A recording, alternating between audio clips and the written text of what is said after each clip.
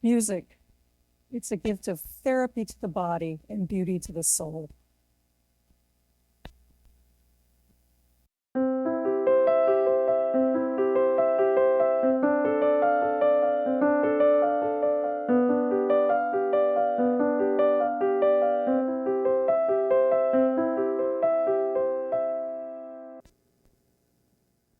That was a short segment of a lovely piece by Johann Sebastian Bach.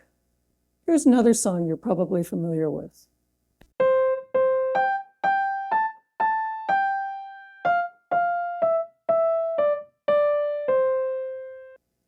That was Twinkle, Twinkle, Little Star. These two pieces I just played have very different formats. One is woven into a beautiful harmonic tapestry, and the other is a simple melodic line. But when learning either of these pieces, it all starts with figuring out how to play just one note at a time. I became fascinated with music for therapy when I was asked to teach a young child with autism how to play the piano. She was nonverbal at the time, and she did not understand the concept of music notation. But we had a huge breakthrough a few months into her lessons when her mom found out that she loved computers. Well, I happened to have music notation software loaded on my home computer.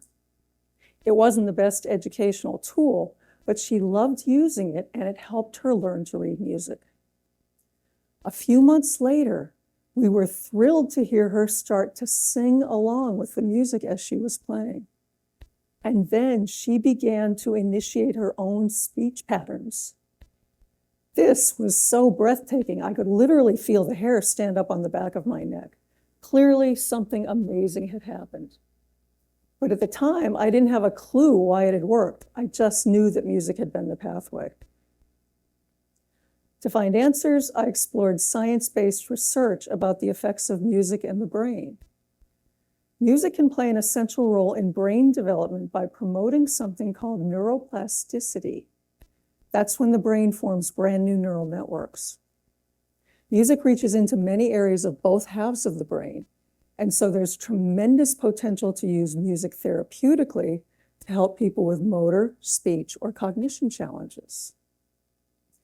Discovering the process of how music truly interacts with the brain was fascinating. Particularly beneficial to me personally was finding new protocols to work with children with autism. I'm not trained as a therapist, so these techniques were definitely outside the box for a piano teacher. Many of these kids focus on images rather than words. So a simple method of pointing to different colored stickers on a piano keyboard worked great to help them play a song. Here's a video example showing how that worked.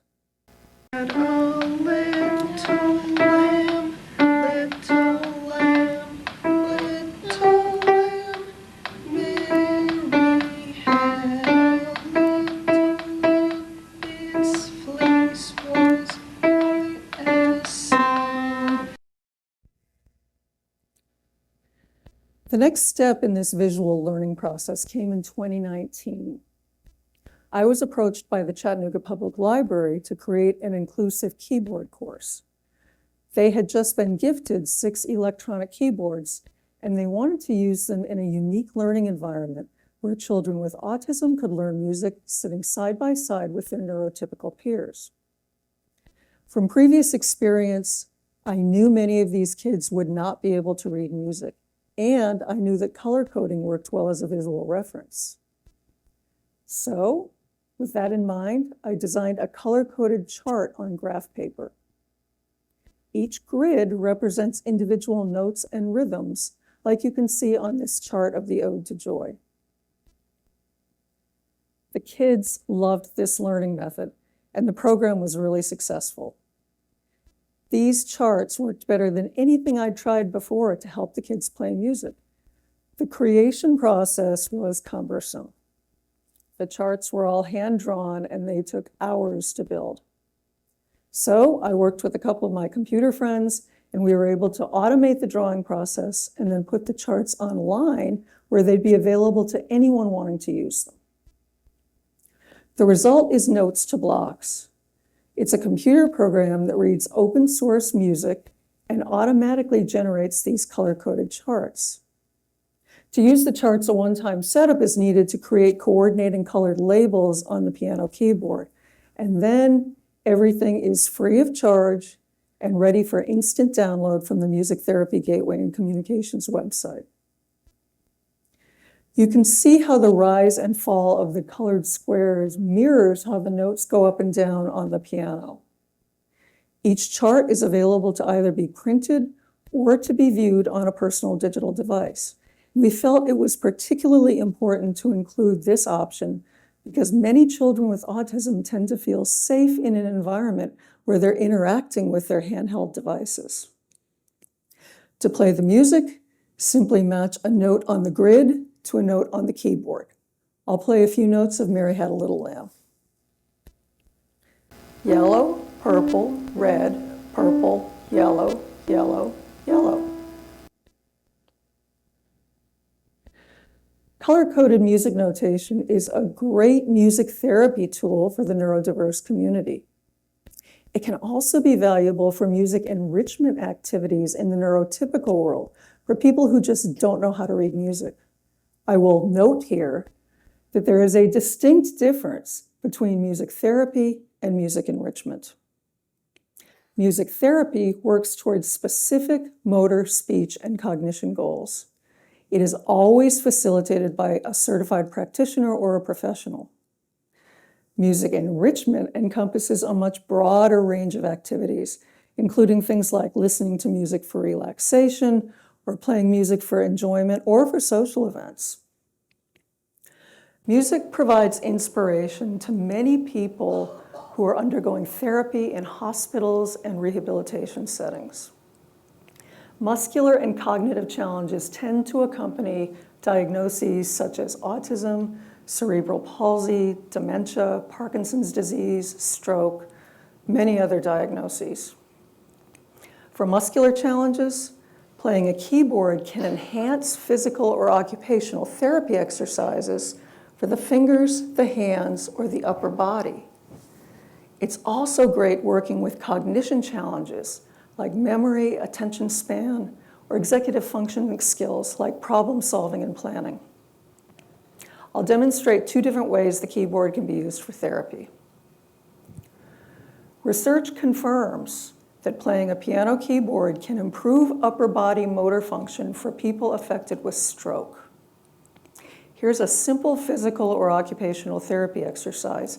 Each individual finger is going to play the coordinating note below it in a pattern going up and down the musical scale. The client would likely start quite slowly. They're having to relearn the normal use of the muscles in their body that were affected by the stroke.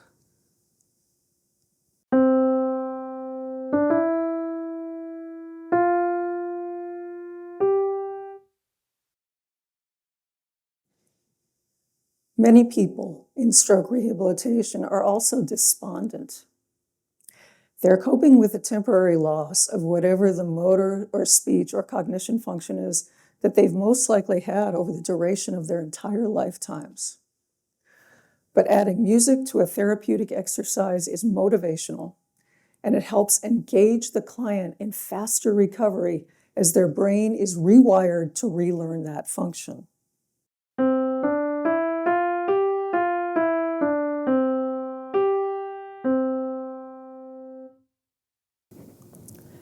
Music is also wonderfully beneficial for cognition challenges. Playing or listening to music can help people with dementia stay happy and engaged. Unfortunately, many areas of the brain in dementia cannot be restructured through neuroplasticity like they can be for stroke. But quality of life for a person with dementia can be greatly improved using music. It's a powerful force for temporarily reconnecting back to their memories, and that can create the momentum for those golden moments when they can interact normally with their loved ones. Music therapy is most effective when the music is the preference of the clients. Music preference, for most of us, tends to be the music that we loved and listened to during our formative younger years, like when we were in high school. Playing a piece like this can engage the brain and motor systems and hopefully spark a lovely memory for a person with dementia who is a baby boomer.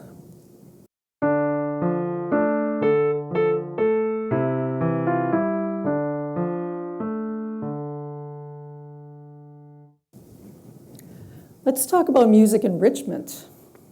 Color-coded music notation is a great vehicle for people who don't know how to read music, but still want to sit down and have fun at the piano.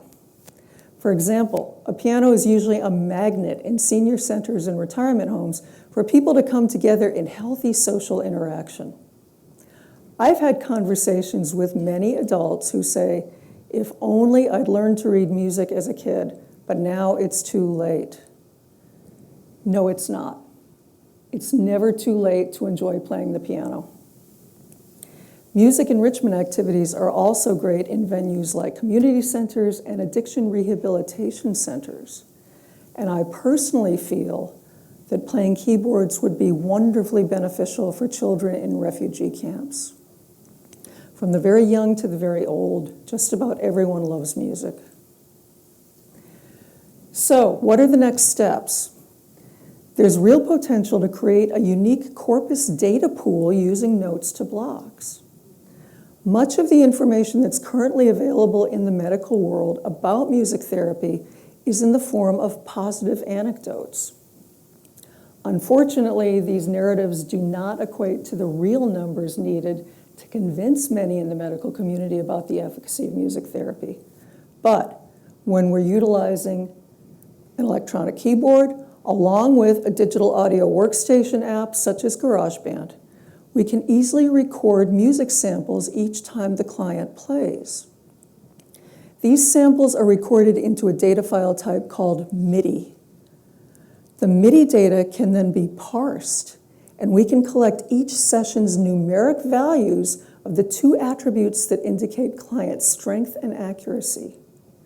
Hopefully over time, we'd see both sets of numbers rise as the client became stronger in the rehab, and then we could provide the medical community with some wonderful numeric data about the efficacy of music therapy.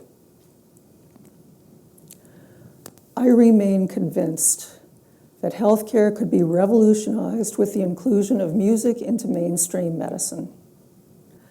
Let's remember those two different music samples I played at the beginning of this talk and see how music can weave them together.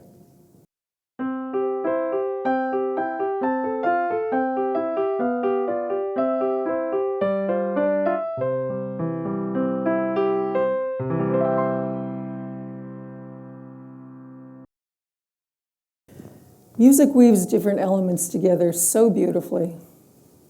Facilitating a project that created color-coded music notation has woven together a fascinating intersection of technology, music, science, and health. I hope this project helps many people discover the amazing benefits of music therapy. Thank you so much for your kind attention.